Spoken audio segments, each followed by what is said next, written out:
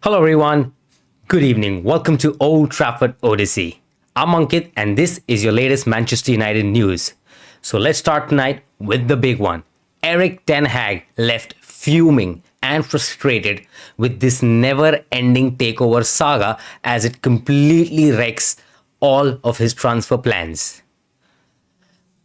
So guys, we all knew, it's a joke. That's what this club is. It's a disgrace. It's a complete joke.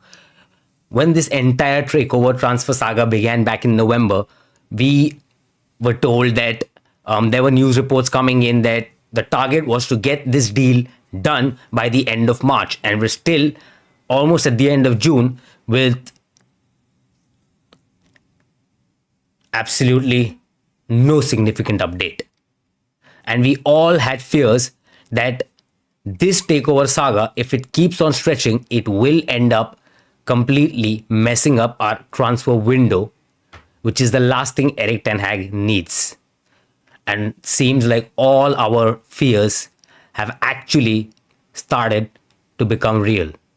As we see, all of Erik Ten Hag's transfer priorities, all of his targets are one by one being snapped up by other clubs, by more serious clubs. While we, as what are Manchester United doing? Absolutely nothing. Ten Hag has no clarity on what his budget is, what players can he sell, what players can he keep, because everything is linked up to who's going to buy us. And unless we get this complete chaotic transfer or chaotic sale out of the way, Erik Ten Hag cannot have a clear idea of what the scenario looks like as to his budget and the outgoings. It's absolutely ridiculous, guys. I'm frustrated. I'm exhausted. I'm tired of every single day hearing the same thing one after the other. There is no update. The only significant update that we've had so far is from Reuters a few days ago, where it was said that the Glazers are negotiating exclusivity with Sheikh Jassim, and he's sort of taken the lead ahead of Sir Jim Ratcliffe with his last bid, and that's where we're at. And there's no other update. We were told that we might probably hear or have some sort of update on this by the end of the week. However, now we're hoping that it comes at the end of this week. So guys, it's frustrating. It's frustrating for us. It's frustrating for the club. It's frustrating for the manager, for Sheikh Jassim, for literally everybody involved. And, well, with Erik Ten Hag, it seems to be like the club's as usual in a complete chaos, and he's in for another completely disastrous transfer market. So let's talk a little about all the targets of Erik Ten Hag, his priorities. Who were his first choices? With Harry Kane, we all know that, it never looked like Tottenham or Daniel Levy wanted to sell to a Premier League rival. It doesn't matter what Harry Kane wants or what he prefers unless he actually does something about it. And it does not look like Harry Kane's going to be pushing in for a transfer, so United has walked away. So that's one of his targets out of the way. The second, Victor Osimhen. Where's the money going to be coming in for that? Because Napoli want about 150 million and United are not going to pay anything close to that amount. So we've been priced out of Victor Osimhen. Kim Min-jae, that's a disaster. That's a complete disaster. A player who wanted to come to Manchester United. And according to Fabrizio Romano today, what we've done, Manchester United were well in advanced talks with the player. We were way ahead.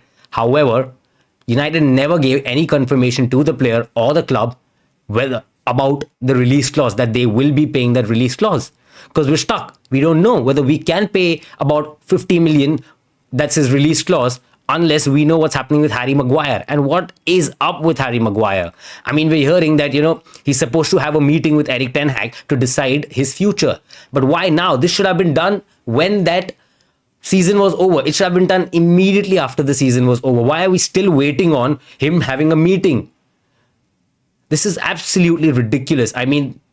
He's third choice, fourth. He's not even third choice. He's fourth or fifth choice in that squad. I mean, as a player, we all know that, what Harry Maguire thinks. He doesn't think he needs to prove anything. So I wouldn't blame him. He just wants to sit and have a good paycheck.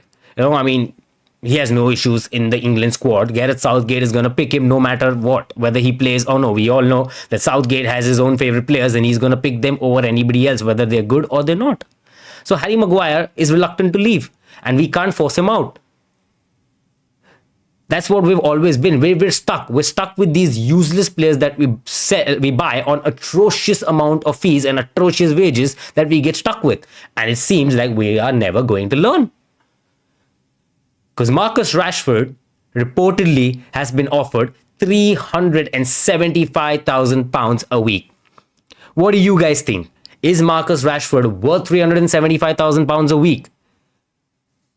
I don't think so. Personally, I don't think that Rashford is worth anything more than £200,000 a week. Anything north of £200,000 a week for Marcus Rashford is absolutely ridiculous. We never learn. This is our problem. This is exactly what's caused this entire situation. Look at Jadon Sancho. He's on 350k, which is absolutely ballistic given his performances. What has he done over the past few years? And I mean, it seems like we're going to go another year with him. I mean, I would cash in on that. I would literally sell Jadon Sancho right now. Because now we might at least get something for him. But if he ends up another season with us and ends up performing exactly how he's been doing the past few years, a year later, nobody would want him. I mean, our club is in a state, our players, we've got the level of crap that we have, the level of ridiculous that players that we have, that even Saudi is not interested in any of our players. Like, I mean, we can't sell to Saudi. Can you believe that? I mean, even Saudi doesn't think that any of our players are good enough to be playing in that league, let alone the Premier League, playing for the biggest club in the world. We're a joke. We're a complete mess in terms of everything. We have no clue what outgoings are going to be like. We have no clue whom we're going to buy. According to recent reports today, the budget that Manchester United has, we don't have enough budget to go and sign a top-class striker or a top-class goalkeeper. That's where we're at. Specifically given that we're, our priority is Mason Mount, wherein we're right now in negotiations trying to get a deal done for about £50 million plus add-ons. So with that included, we cannot go and spend big on a goalkeeper if we want to spend big on a striker. But whom are we supposed to spend on? Because all targets, by the time Manchester United gets any clarity or Ten Hag gets any clarity on what his budget's going to be like and whom he can go and sign, there isn't going to be anybody left. Like how you can see, most of our targets are already being snapped up. I mean, with Declan Rice, the only option that United have to probably get a deal done is offer some players, like maybe send in McTominay or Harry Maguire and some money for somebody like Declan Rice. That's the only probable possibility for a deal, because obviously we don't have the budget to pay the kind of money that West Ham want for him. Where is that money going to come from? We don't have it. And when you talk about a player deal, when Saudi doesn't want McTominay, when Saudi doesn't want players like Harry Maguire, do you think that West Ham's going to want them? Let's be realistic, guys. I mean, we're looking at another season where we might go in with McTominay, where we might keep Harry Maguire, where we might keep even Dean Henderson with the whole saga with David De Gea, which is absolutely ridiculous, with now reports coming in from Fabrizio today, where he says that this particular saga with David De Gea is so confusing that nobody has any clue what's happening. He's confused himself. He surprised himself because months ago, David De Gea, by this club, who by the way is a club legend, he spent over a decade in this club. He's won league title. He's won things with us. He's won golden gloves. He's won 4 player of the years for us. But what are we doing? How are we treating that club legend? We give him a contract on reduced wages, which, by the way, I completely get. I understand that we absolutely need to get that wage built down. So I understand that wage cut, but you're offering a legend of your club a contract with a wage cut which is over 50% cut in his salary. On top of that, he's not even guaranteed the number 1 spot. And David De Gea, he's loyal to the club. So according to Fabrizio, David De Gea is ready to sign the contract. He is clear that he wants to stay at Manchester United. However, despite offering him a contract that he agrees on reduced terms, our club now suddenly tells him that wait, we're not sure. And we're not giving him the green light. So he's willing to sign that deal. The deal's on the table. It's agreed. But the club has still not given him the green light to sign. And why is that? Erik Ten Hag was all right with going ahead with David De Gea into another season and look for a keeper, a more younger profile that probably can play under him for about a season or so. And then we can probably move David De Gea out. Erik Ten Hag was fine with it. But now it seems like the entire chaos that this transfer window is, that this entire mess is, with us losing out on all our priority signings. Now people up there at United are thinking that, oh wait, since we've already lost all our priority signings and we don't have anybody left to sign, why not go ahead and sign a keeper now? And that is where we're at. There are reports coming in about Onana, Costa, but again, we're not sure if we have the money. So it's a complete mess. It's ridiculous. There are dressing room sources like with Samuel Lockhurst. He says that there are dressing room sources that suggest that, De Gea is leaving. However, on the other hand, Fabrizio says that his dressing room sources have something else to say, wherein they're confused. They thought this was a done deal. They thought David De Gea is staying, so they have no clue what's happening and what's the hold up. So nobody has any clue what's happening. It's like a chaos. It's like the people up there in our club themselves have no clue as to what is happening. What is the sort of money that we're looking at? What is the sort of deals that we can go and actually go across? All we're doing is flirting with every damn player, and we're, as usual, like the past decade, we're interested FC, we're flirting FC, we're scouting FC. All we do is that. We're interested in everybody, we scout everybody, we look into everybody, we flirt with everybody, we get into talks with everybody. But when it comes to actually doing the deal and putting that money on the table, we have nothing to say. We'll just keep dragging on talks, we'll just keep being interested, keep talking until another serious club jumps in, pays the money, here you go, and takes the player away. That's what's happened with Min-jae. Min-jae was in advanced talks with Manchester United, and he was looking forward to it. The player wanted the move. He wanted to come to Manchester United. But I don't blame him if somebody like a Bayern Munich comes for him and gives him a more stable contract and tells him, this is the money we're going to pay you. This is what we're going to give you. And you're going to get playing time. Come play for us.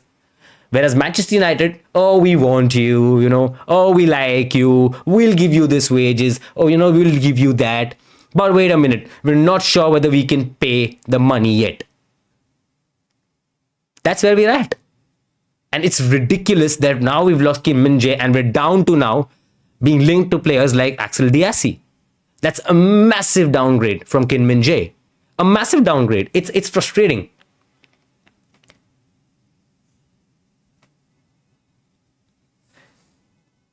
So, Dhruvarya Rathore says, sub bro.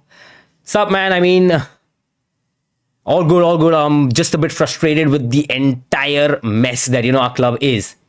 He also says that I don't expect any signing till Qataris come. I mean, I'll be concerned with that, Roof. I mean, because that's ridiculous, right? If we're not going to have any transfers till the Qataris come in, that basically means that we're not going to have any transfers this summer, because we're not going to get the Qataris until maybe start of next season.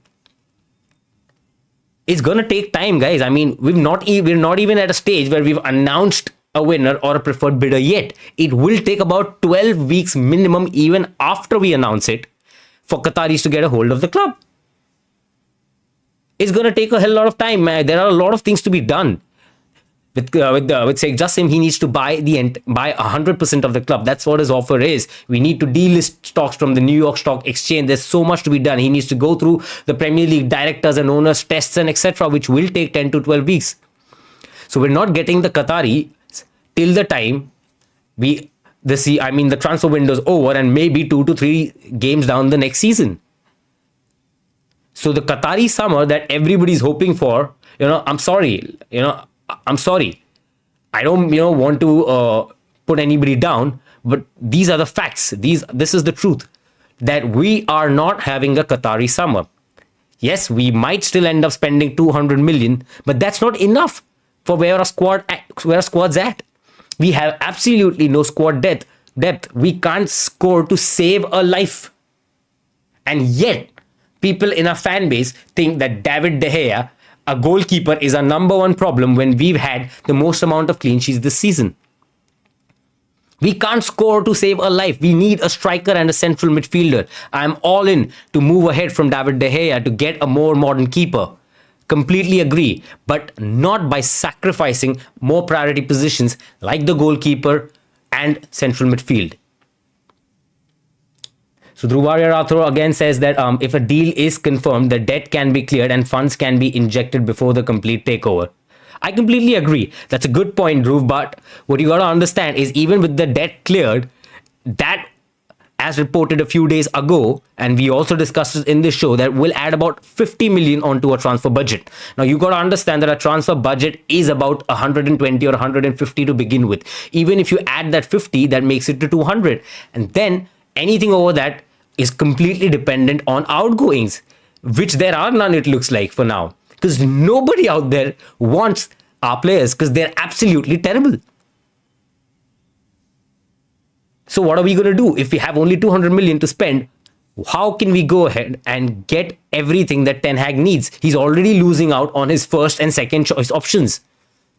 Are we again going into the summer and going to give him third and fourth choice options? And we're going to end up being stuck with signings like Rabiot for free, Axel Diassi, and maybe Rasmus Højlund. I mean, that's the only good signing that I think we might end up doing. And even that does not look absolutely certain, because according to Fabrizio and reports coming in today, Rasmus Højlund obviously loves United and he's really, really pushing to get to United. But Atlanta want about 70 million euros. Now, I still think we can get that deal done for 50 plus add-ons. But Rasmus Højlund, as much as he's pushing and he wants and his priority is Manchester United, he's not going to wait for us forever. Even Kim Min-jae wanted to come to United, but obviously he's not going to wait forever. And so even Rasmus isn't. And he's open to moves to other club if United cannot end up, solving this mess that we are right now. There are reports where Bayern is interested in Rasmus Højlund as well. So that could end up being a problem, and we might lose another of Ten Hag's targets. So what are we going to do, guys? I mean, what's happening? When are we going to learn? When are we going to learn? When are we going to do something better? It's terrible. It's disgraceful. And Ten Hag deserves better. He absolutely deserves better.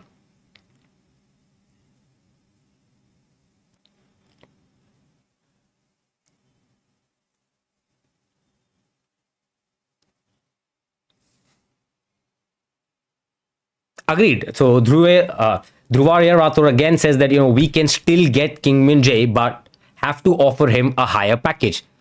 I do agree with you that Kim Min-jae is not completely done to Bayern yet, but according to Fabrizio again, that's a 90% done deal. They are very, very close. And the only way we can get Kim Min-jae is if we happen to go and offer them a bit more money or offer Kim Min-jae higher wages, which is again exactly what we shouldn't be doing. The whole point of getting these deals done and getting these deals over the line at the right time and being ahead in transfers is that, we don't have to end up paying exorbitant wages that we have been doing for years. We need to improve. We need to learn. This is the exact crap that we did last season with Antony. We spent the entire season dilly-dallying and chasing a player who did not want to come to the club, when we knew even before the transfer window opened that Antony was Ten Hag's number one target.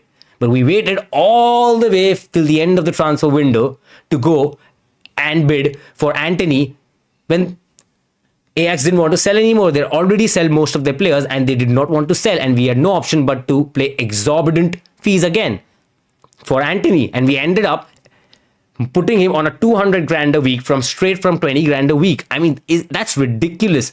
I mean, some of the wages of the players all around the world, and you compare that to Manchester United, it's an absolute joke. It's hilarious. I mean, look at that. Vinicius Jr. earns about 340, 350k a week. And you're telling me that Marcus Rashford warrants a wage which is more than even Vinicius Jr.? I mean, Vinicius Jr. right now is up there with Kylian Mbappe as one of the best players in the league. And he's apparently going to be earning less than Marcus Rashford is. I mean, I'm all for keeping Marcus Rashford, but not as a star striker with about 375,000 pounds a week. He's absolutely not worth that much. Absolutely not. We've got some of the best wingers in the world that earn half the wages of what we're offering Rashford. We're doing the same thing over and over and over and over again. We're never going to learn until we actually get over this ridiculously dragged and stretched Manchester United takeover. Agreed. So Druvaya Rathro says that our wage structure is in a mess. We can't help but offer Rashford that sort of wages. Again, this lies much deep. I understand that why we're doing this, but this is happening because Rashford has only 1 year left on his contract and now he's holding the club for ransom. When will we learn? At some point, we need to take a step. We should have sold Jadon Sancho and took him off that wage, and then offered Rashford a contract that was a little lower. And we need to speak to these players. Rashford's a homegrown youth player, and he's holding us for ransom. If our own homegrown youth player holds us for ransom, how are you going to improve the structure or the wage bill? And how are you going to stop these other players that we go for that smell our desperation miles away? How are we going to go and negotiate with them? We're absolutely terrible at negotiations, which is why every single player and every single club holds us for ransom and slaps a Manchester United tax on the wages and on the fees. It's absolutely ridiculous. We're a joke. We're a complete joke. We need a complete overhaul. Even once Qatar takes us over, I'm at a point right now that I've completely given up on this transfer window and the next season. Because honestly, with the way things are going, I think the only signings that we end up with is going to be Rasmus Højlund, Mason Mount, Rabiot, and I mean, if De Gea doesn't re-sign, maybe Onana or Costa. That's what I think we're going to be ending up with by the end of this summer, which is absolutely sad. Which is once again doing what we did last year by not giving Erik Ten Hag his signings, his number one signings. So with the next year and what we're hearing from other clubs and how active they are in the transfer window, next season, I don't think we get top four. The only way we qualify for Champions League next season again is if Erik Ten Hag pulls another rabbit out of the hat. He's going to have to pull another miracle, and that's the only way we get into top four. So I'm already losing hope. I already think that, this transfer window and the next season has already been completely compromised by the Glazers and them stretching this takeover saga. So it's really sad. Again, Druvaya Rathro says that the only pull power we have right now is higher wages, and that is the sad reality. He's absolutely spot on. I mean, Manchester United, we're supposed to be the biggest club in the world with about a 700 million following, with the history that we have, but the Glazers have brought us down to a club where the only way we can attract players is by offering them exorbitant wages. And that needs to change, which I think can only happen once we get bought by Qatar, and they will have to completely restructure the club, get every single person from John Murter, Richard Arnold, every damn person under them out of this club, show them the door, completely restructure this club, re-sign people, footballing people, go out there, get the best CEO, get the best director of football, and that is exactly what we need to do, and the only way I see our club getting better. So, I mean, thanks to the Glazers, again, we've already destroyed this summer and the next season. Now, hopefully, the only positive is that, it's a final goodbye, and eventually it looks like we will be rid of the Glazers, and that's the only light I see at the end of the tunnel. So Druvaya says again, gone are the times where Vidic left higher salary to join United. Absolutely. I mean, those days are gone. I mean, look at this. Like I said before, we've got our own homegrown youth player, Marcus Rashford, who's been at this club for 7-8 years and has been absolutely crap, let alone this one season where he scored. He's been absolutely crap for 8 years, has one good season, and he's down to holding a club for ransom. When we had club legends like Vidic, who were okay to take lower salaries just to play in the red shirt. That's the sad reality. That's where we're at. And we're all frustrated, and we just hope that this crap comes to an end as soon as possible. I mean, I'm exhausted. I'm tired. I know this looks like a rant, and but I think that's the state of every single Manchester United fan now. Anyways, thanks everyone for tuning in. Make sure to like the video and subscribe if you like the content with that notification on, because there's going to be a lot of content coming in the future, and there's so many things that we're lining up. I really hope you guys enjoyed the video. Speak to you all soon. Thank you for tuning in.